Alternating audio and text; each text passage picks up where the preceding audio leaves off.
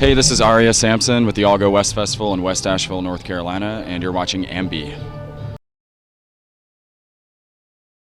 Hey everyone, it's Alicia from AMBY, and I would like to welcome you to our interview with Arieh Samson, the curator of All Go West Festival here in Asheville. How are you? I'm well. Thanks for interviewing me. Thank you so much for having me here. I'm so excited to just not be in the city but experience the festival. You must be feeling pretty good though that it's actually finally here. Yeah, we're finally here. It's Sunday and it's feeling good. Everything's smooth and we have a lot of great music today. And is it a little different now that there are 2 days? You're doing back to back, which is a change. Yeah, it is. This is our first year going to 2 days, and it's just it's been nice because we can spread our energy out over 2 days, and I can curate an eclectic mix on Saturday and keep it very rootsy on Sunday, and it's turning out so well so far. We're about halfway through Sunday now. The focus of this festival is to showcase local talent. Coming into this, I'll admit, I didn't know a lot of names on that bill, but that's kind of the beauty of it. You can come and just experience music and kind of fall in love with bands you never knew. But tell me a little bit about your roots in Asheville and why that's so important to you. Sure. I've lived here about 11 years, and I moved here because the scene was just so inspiring, and I wanted to get involved in some way, and I just slowly over the years started getting involved and became a tour manager for a few bands and got to travel the world that way, and then just through that just became very interested in putting on shows in Asheville. And I started All Go West in 2010, and this is my 6th one. I skipped 1 year, and this has been the best one yet. And yeah, it's just an eclectic mix of music, lots of local bands, some national bands. We've had international bands as well, and it's just a nice, it's a great opportunity to present the true diverse spectrum that exists here and get people in front of bands they never heard of. And the essence of this whole event is to just discover music discovery. Keep an open mind and come out and see what's in your community that you might not know it exists here. I'm sure there's a lot of preparation that actually goes into creating something like this.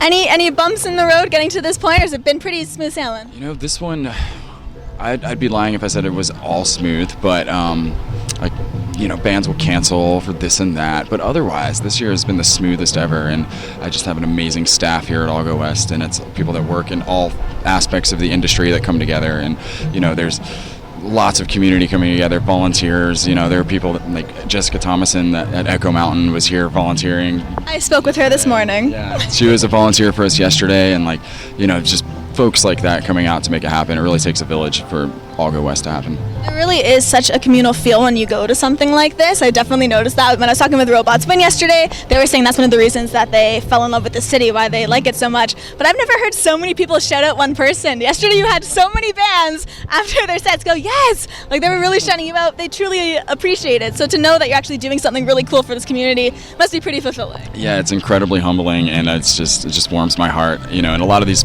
bands have become friends over the years, but they'll see me at their shows. If I'm not on tour, I'll be at their show, and I'm very engaged with what's happening here. It's just kind of my go-to. It's my vice. Who would the ultimate booking for you be if you could have anybody kind of headline that slot on the main stage? Who would that be for you? Oh, it would be like Neil Young and Bjork and Faith No More. I don't know, it's kind of eclectic, but that's who my ideal booking would be. Super eclectic, but I dig it. Yeah, maybe Shabazz Palaces, or then I'd book an experimental stage and have Wolf Eyes and bands like that. That would be ideal. When I was first told about this festival, I figured it would be a stage, the indoor stage, because you have ISIS going on. But I walked up, and I didn't even think to expect this, but you actually turned a gas station into a stage, which is amazing. It was really cool seeing some bands there. So how'd that come to fruition and the mindset behind it? It's funny that West Asheville is such a funky community, and it's where most locals hang out here in Asheville. And there's a kickball league on the west side, and we all go hang out at this gas station bar. And I thought that was an absurd concept at first, but then when I went there, I was like, oh wow, this is actually pretty cool. And it's become such a hang, and it's like part of the pulse of this side of town that it just has to be part of the event. And so we convinced the owners to close the pumps down and present surf rock bands, and we had an Afro klezmer orchestra there yesterday, which was a lot of fun. And yeah, it's just a neat concept, kind of push the boundaries of what's conventional as far as events go, and try to create something that I think the community will really enjoy, and I think they do. Speaking to venues, do you have any go-tos here in Asheville? Because I was kind of looking around, passing a bunch. So what are the ones that you like going to? I would say that not just because they're part of All Go West, but my two favorite venues in Asheville are the Mothlight and the ISIS Music Hall. They're both very different in what they curate year long, but they're the best sounding rooms in town, and they have amazing staff, and they're owned by just great people. So I like to support them as much as possible. And the booking people for both rooms are tastemakers in this town in two completely different ways. And these venues are like a block apart from each other. We're very spoiled here. I saw shows at both last night. They were right beside one another. We were chatting yesterday, and you told me that you actually fell in love with a festival over in Canada, where I'm from. So to you, what makes a really good festival? It's about the curation, and it's about the audience's reception to the curation. And Hillside, for example, was incredibly inspiring. It was very diverse, but very well curated and eclectic.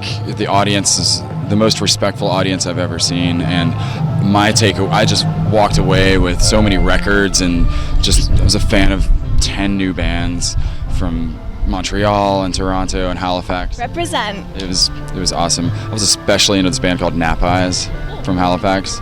I love them. They just played Asheville like last week. They opened up for a band at the Orange Peel, and I was front row. I was like, yeah. I love how even though you're curating something, you still actually put in the effort to see other bands. I mean, it's super important. You have to, you have to kind of have like your finger on the pulse and kind of understand what's going on, and see who, know when bands are putting records out, or if they're going to present something new, and then kind of how it flows. But yeah, I really love it. To wrap things up, is there anything you want to leave with either the people who are familiar with All Go West Festival, or to those who maybe haven't checked it out yet and should get their butts down here? Yeah, next time we do it, just come through. And if you like, a lot of people want to visit Asheville and check out the scene and the culture here. All Go West is a great opportunity to get a dose of what's happening. And each year, I'm just going to diversify it more and more with the acts, and try to present a correct, the correct spectrum of what does exist here. And there's every year I book it, and I'm like, oh yeah, there's these 3 bands that I wish I would have had on here that would have been, further correct. But there's always next year, and yeah, that's it. I just want to say thank you so much for not just the interview, but having me down here. Like I'm genuinely really enjoying it. So thank you so much. Thanks for having me. It's my pleasure. And remember, to everyone viewing, you can visit us at musicblogger.com for all exclusive interviews, features, videos, and so much more. See ya.